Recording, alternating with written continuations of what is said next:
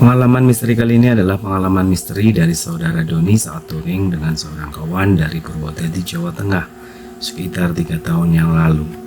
Selepas touring motor perjalanan dari Pangandaran, Jawa Barat, baliknya Doni ikut mampir ke rumah kawan di Purwodadi untuk istirahat sehari sebelum balik ke Tuban, Jawa Timur. Keesokan harinya selepas asar dengan mengendari motor, teman-teman Doni mengantar Doni sampai ke Bledukuwu. Kasihkan melihat objek wisata yang bagus itu hingga tidak terasa hari sudah menjelang maghrib. Baru setelah maghrib, Doni memulai perjalanan pulang ke Tuban. Sebenarnya Doni sudah merasa ada yang lain saat akan memulai perjalanan pulang ini. Sejak Doni meluncur dari Bledukuwu, saat motor yang Doni kendarai memasuki kawasan Kecamatan Kradenan Grobogan, tiba-tiba bannya bocor. Untungnya masih ada satu tukang bengkel yang masih buka. Setelah itu, ketika memasuki Kecamatan Gabus, tiba-tiba lampu depan mati. Paksa Doni berhenti di pasar Sulur Sari untuk memperbaikinya. Beberapa saat setelah lampu kembali normal, Doni akhirnya melanjutkan perjalanan. Sekitar 1 jam, Doni baru masuk Randu Blatung. Sekitar 1 jam kemudian melintasi area hutan jati, barulah Doni sampai ke wilayah Klopo Dhuwur. Selepas dari batalion sekitar 500 meter, tiba-tiba tanpa sebab mesin motornya Doni mati. Sebelumnya ini nggak pernah terjadi. Di samping motor yang tergolong masih baru, juga sebelum berangkat Doni sudah mempersiapkan motor sesempurna mungkin. Belum sempat menyadarkan standar, Doni dikejutkan oleh suara yang secara tiba-tiba. Suara itu adalah seorang wanita, dan dari mana datangnya Doni tidak jauh jelas. Mas, badhe nyuwun tulung. Doni akhirnya menoleh ke arah suara itu dan akhirnya menjawab, "Apa yang bisa kami bantu, Mbah?" kata Doni. "Mbah angsal nderek teng Bojonegoro mboten? Badhe ngojek Mbah mboten gadah arto." "Oh monggo Mbah, kebetulan nanti Doni lewat situ, tapi saya lewat dulu nih Mbah, motor Doni agak rewel. Doni akan cek dulu mesinnya sebentar." Doni sama sekali tidak memperhatikan lagi wanita itu. Doni terus berkonsentrasi dengan motornya.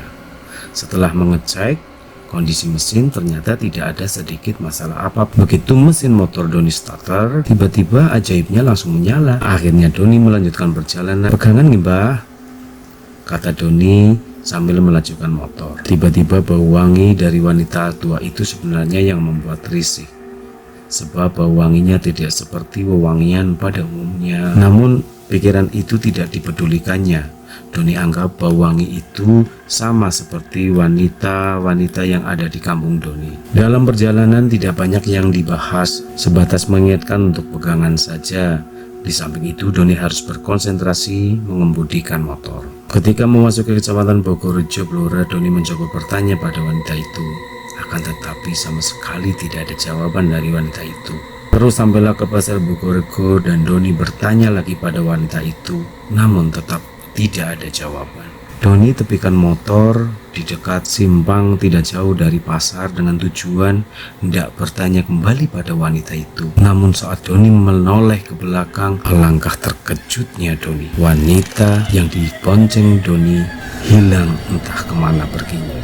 Karena sudah merasa terlambat dan semakin beranjak malam, akhirnya Doni berusaha tidak peduli apa yang barusan terjadi, sekalipun dalam hatinya penuh tanda tanya. Lepas dari Bogorejo, Doni memperlambat motor karena di kejauhan tampak banyak lampu seperti antonan yang sedang punya hajatan. Setelah Doni berhenti di situ, keramaian itu seperti pasar malam, tapi tidak ada komedi putar di situ. Seperti pasar malam umumnya, banyak sekali orang keluar, masuk, dan datang ke tempat tersebut menikmati makanan, dan banyak juga mereka yang membeli makanan. Karena lapar dan merasa capek, akhirnya Doni bergegas memasuki pasar tersebut. Tak jauh dari tempatnya berdiri satu warung bakso. Akhirnya Doni berpikir bahwa bakso itu adalah yang tepat untuk mengurangi rasa laparnya. Sambil menunggu bakso yang dipesan, Doni menyalakan sebatang rokok. Namun Doni merasa aneh. Ketika dia melihat orang-orang di sekitar pasar malam itu, Doni melihat mereka semuanya menatap kosong. Banyak suara riuh, tetapi mulut mereka tidak ada yang berbicara. Setelah beberapa saat, pasar semakin sepi. Hampir separuh wilayah pasar tinggal sebagian. Ternyata ketika Doni melihat ke arah samping, warung-warung yang ada di sekitarnya sudah gelap. Tinggal beberapa penjual saja. Doni sudah mulai heran. Kok mengapa begitu cepatnya warung-warung tersebut tutup? Padahal tadi banyak orang ada di situ dan banyak penjual di situ. Lalu Doni melihat ke arah warung bakso tempat Doni pesan tadi. Ternyata masih juga sibuk dengan pembeli yang lain. Ketika Doni melihat ke belakang, ternyata di belakang penjual bakso itu ternyata sudah sangat gelap. Tidak ada satupun penjual yang ada.